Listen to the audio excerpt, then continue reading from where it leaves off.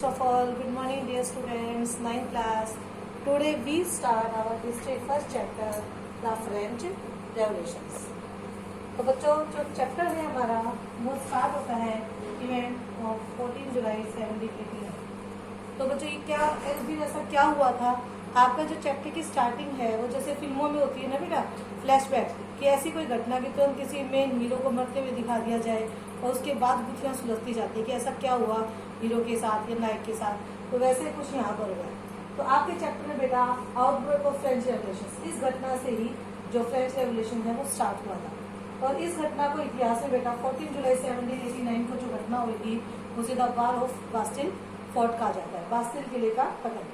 तो what happened and how, ऐसा क्या हुआ था और क्यों हुआ था बेटा। इस दिन फ्रांस के पेरिस शहर के पूर्वी तट पर 7,000 लोगों की एक क्राउड ने बास्टिल फोर्ट पर अटैक कर दिया था। ये ऐसा क्यों हुआ, क्योंकि बेटा लोगों के बीच एक झूठी अफवाह फैली थी, सिर्फ एक अफवाह कि राजा ने सैनिकों को आदेश दे दिया है कि वो शहर के अंदर घुसकर लोगों को मारे। अब लोग डर गए क्योंकि राजा ने ऐसा आदेश दिया। क्यों? लोगों के पास ना तो कोई हथियार था, ना गोला बारूद था, जिससे लोगों में अफरा तफरी मच गई, जिससे वो पेरिस शहर के पूर्वी हिस्से में घुसकर बास्टिल किले की ओर चल पड़े। अब क्वेश्चन ये उठता है कि बास्टिल किला था क्यों, लोग बास्टिल किले की ही तरफ क्यों गए। तो बेटा मैं आपको बता देती हूँ, बास्टिल फोर्ट जो है बेटा वो एक प्रिजन, एक जेल थी जहाँ पे लुई 16 जो फ्रांस का राजा था वो अपने कैदियों को रखता था और साथ में वहां पर हथियारों को भी रखता था।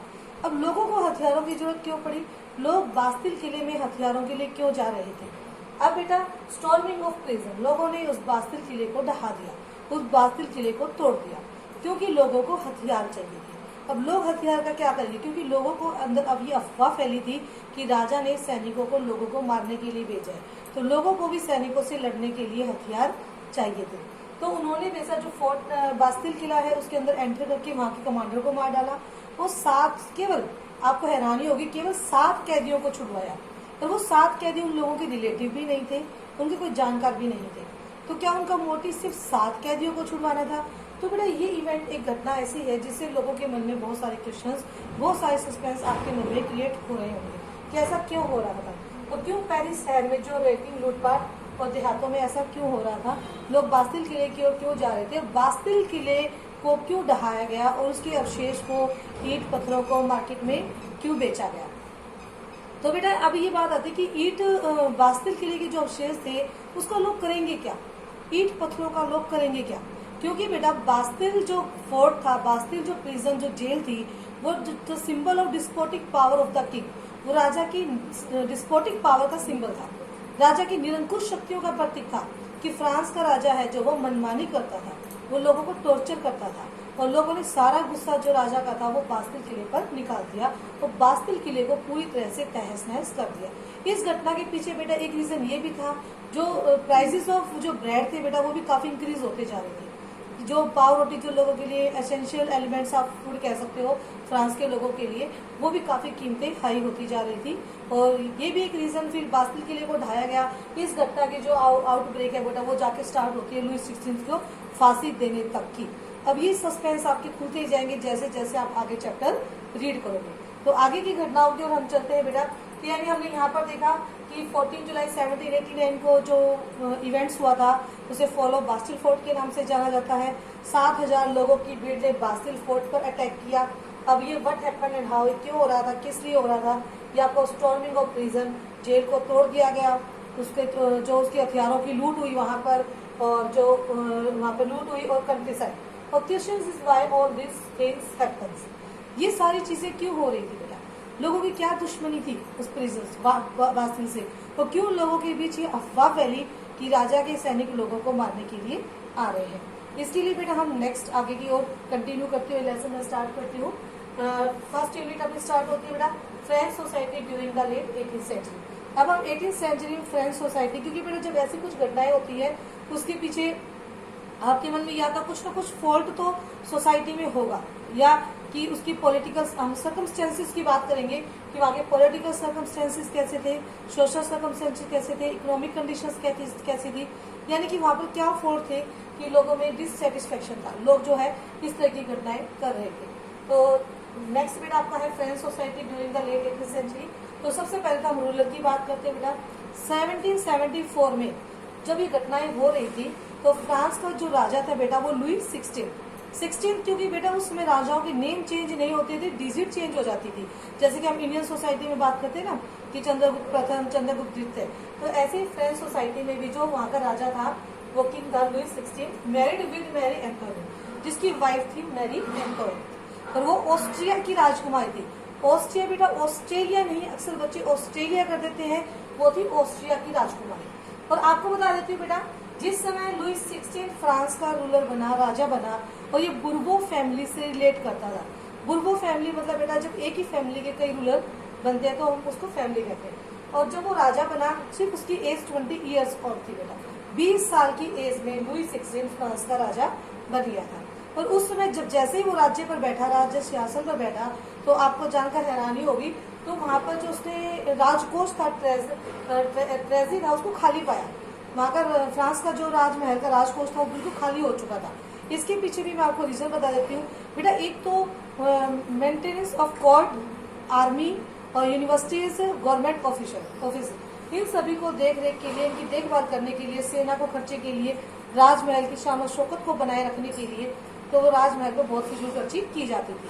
साथ में बेटा मैं आपको बताना चाहूंगी, फ्रांस युद्धों में भी बहुत उलझा रहता था, कभी किसी के साथ युद्ध, कभी, और जहां तक आपको पता है जब भी युद्ध होता है तो लार्ज स्केल पर उसका जो है पैसा खर्च होता है। थर्ड बेटा, फ्रांस ने अमेरिका के 13 कॉलोनियल थे जो बेटा, वो ब्रिटेन के थे अमेरिका में 13 कॉलोनीज, जो उनको भी आजाद करवा दिया था, जिसकी वजह से ब्रिटेन ने फ्रांस को 10 अरब लिब्रे। अब लिब्रे क्या है बेटा? लिब्रे है फ्रांस की करेंसी। फ्रांस की करेंसी को लिब्रे कहते हैं। जैसे हम इंडिया में पैसे या रुपया कहते हैं, तो फ्रांस के लोग अपनी करेंसी को लिब्रे कहते हैं। तो अमेरिका ने फ्रांस पर 10 अरब लिब्रे का फाइन लगा दिया, और फ्रांस पर 2 अरब लिब्रे फाइन पहले ही था। वो जो लैंडर्स थे, जो लोन लेने वाले थे, फ्रांस पे ऑलरेडी पहले ही लोन था, और 10 अरब लिब्रे का लोन ब्रिटेन ने फ्रांस पर लगा दिया, जिसकी वजह से फ्रांस की इकोनॉमिक कंडीशंस बेटा बिगड़ती चली गई। अब नेक्स्ट हम बात करते हैं कि अब जो लोन था उस पर जो लैंडर्स थे वो 10% इंटरेस्ट की मांग फ्रांस से करते जा रहे थे, जो काफी अमाउंट था। ये सब रीजन है कि हमने ओवरऑल देखा बेटा कि फ्रांस की जो इकोनॉमिक कंडीशंस थी वो बिल्कुल भी अच्छी नहीं थी। पॉलिटिकल कंडीशंस की बात करें तो रूलर भी अच्छा नहीं था, कि लुई 16 डिस्पोटिक किंग, वो अपने आप को रिप्रेजेंटेटिव गॉड मानता था, डिवाइन पावर अपने आप में मानता था कि मुझे भगवान ने पावर देके पैदा किया है। वो मनमानी करता था, फिजूल खर्ची वो करता था, और अपनी पत्नी के कहने पर अयोग्य काबिल लोगों को राजमहल में ऊंचे पद नहीं देता था, जिसकी वजह से वहाँ की सिस्टम बिल्कुल। अब हम बात करते हैं बेटा फेडरल सिस्टम, यानी कि फ्रांस की सोसाइटी की। पहले बेटा में यहाँ फेडरल सिस्टम होता है क्या, इसको हम सामंती प्रथा कहते हैं। इस सिस्टम में क्या होता है बेटा कि कुछ लोग, फ्रांस राजा अपने अंडर कुछ लोगों को रखता है, जिन्हें वो बहुत सारी जमीनें डोनेट करता रहता है, खुश होकर कभी किसी वजह से, जो काफी जमीनों के मालिक बन जाते हैं। आप हिंदी में कुलीन भी कहते हो, नोबल पर्सन भी हम इनको कह सकते हैं। और इनके अंडर में छोटे छोटे पीजेंट्स काम करते हैं, स्मॉल फार्मर इनके अंडर काम करते हैं, और वो सामंती प्रथा उसको कहते हैं। और ये पीजेंट्स को अपना गुलाम बनाकर रखते हैं, उन्हें बहुत कम वेजेस देते हैं। तो देखते देखते इनके पास बहुत सारे सिस्टम। तो जो ओल्ड टाइम फ्रांस का प्राचीन राजतंत्र था बेटा, वो फेडरल सिस्टम के तहत आता था।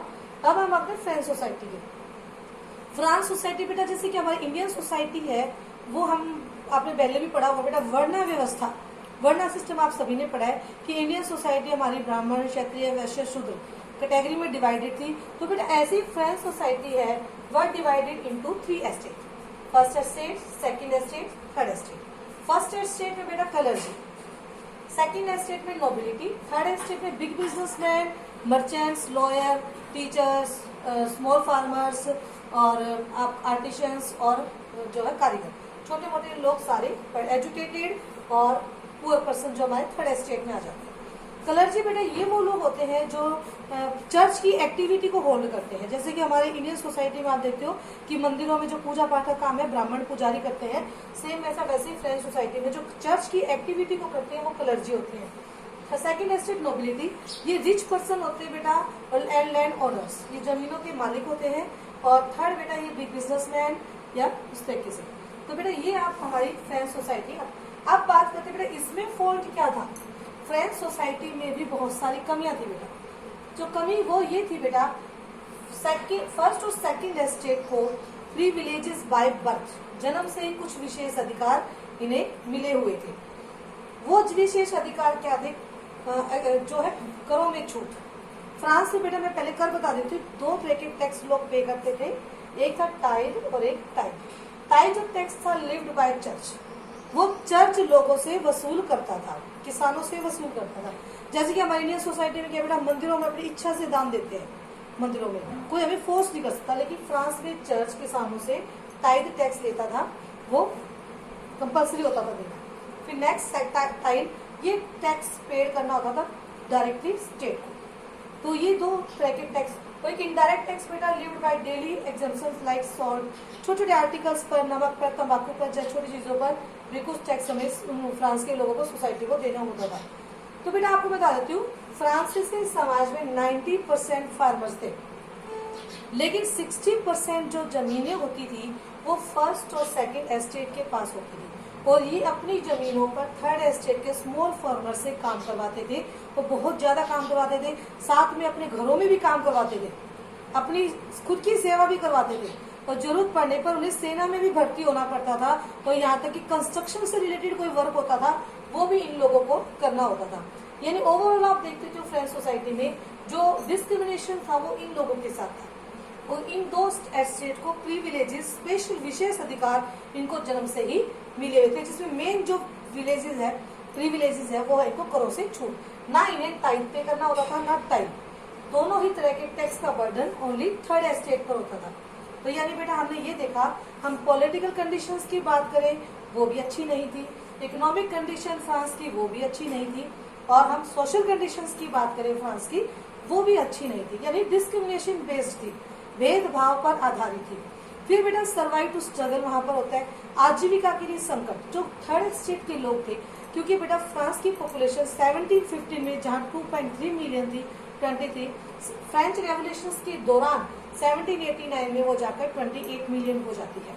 यानी पॉपुलेशन रैपिडली एक्सपेंड होती जा रही है, लेकिन जो फूड प्रोडक्शन था वो काफी कम था, जिसकी वजह से कुछ बेकरी ओनर्स थे वो बेटा स्टोरेज में लगे हुए थे, जमाखोरी में लगे हुए थे, और लोगों को लंबी घंटों लाइनों तक लगने के बाद भी ब्रेड नहीं मिल पाती थी।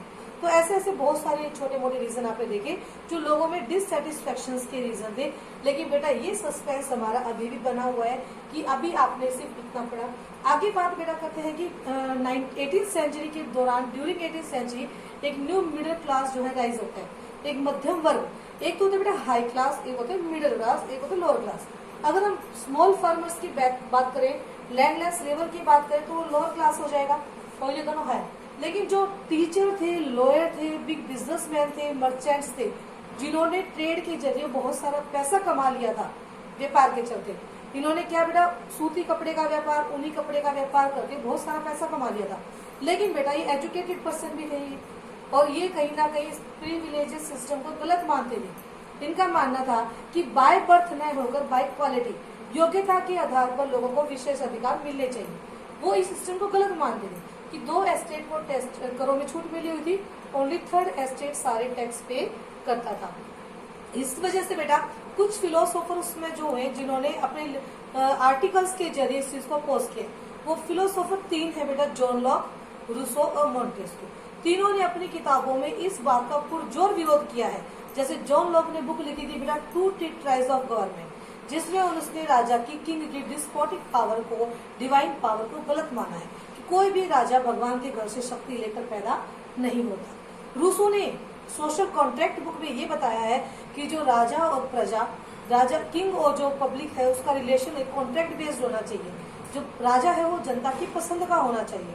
उसके बाद बेटा जो मॉन्टेस्क्यू ने लिखी book the spirit of the laws, the spirit of the laws में मॉन्टेस्क्यू ने ये बताया है अगर किंग डिस्पोटिक होता है तो उसके पीछे रीजन ये है कि सारी पावर उस किंग को सेंटर्ड कर दी जाती है। अगर पावर डिसेंट्रलाइज हो जाती है, पावर को डिस्ट्रीब्यूट कर दिया जाता है अमंग लेजिस्लेचर, एग्जीक्यूटिव, जुडिशरी, अगर एक राजा को सारी पावर न देकर पावर को डिवाइड कर दिया जाए तो राजा डिस्पोटिक नहीं हो पाएगा। तो जब इन तीनों राइटर्स के लेख बेटा न्यूज़पेपर में छपे, उन पर सेमिनार्स हुए, डिबेट हुई, लोगों तक जो अनपढ़ लोग थे उनको जोर जोर से पढ़कर सुनाया गया, तो लोगों में अवेयरनेस आई। तो थर्ड एस्टेट के लोगों को जो डिस्क्रिमिनेशन बेस्ड सोसाइटी है उसके लिए अवेयरनेस आई, उन्होंने उसका विरोध करना शुरू कर दिया। तुरंत उसी दौरान राजा के ये खबर पहुंची जनता के बीच कि राजा टैक्स बढ़ाने वाला है, तो राजा ने लोगों में बड़ा अफरा तफरी मच गई, क्योंकि ऑलरेडी टैक्स इतना ज्यादा था। और जैसे ही खबर फैली कि राजा टैक्स बढ़ा, क्योंकि आप पीछे पढ़ चुके हो इकोनॉमिक क्राइसिस के बारे में कि फ्रांस के जो फाइनेंशियल रिसोर्सेज थे वो काफी कम हो चुके थे, तो राजा को अपने फाइनेंशियल रिसोर्सेज को पूरा करने के लिए, दरबारों के खर्चे को पूरा करने के लिए, सेना के खर्चे निकालने के लिए अब उसके पास एक ही चारा था, वो था टैक्स बढ़ाना। तो जैसे ही खबर लोगों में पहुंची तो अफरा तफरी मच गई। इसके बाद क्या हुआ बेटा, हम नेक्स्ट चैप्टर में वो डिस्कस करेंगे। थैंक यू सो मच बच्चों।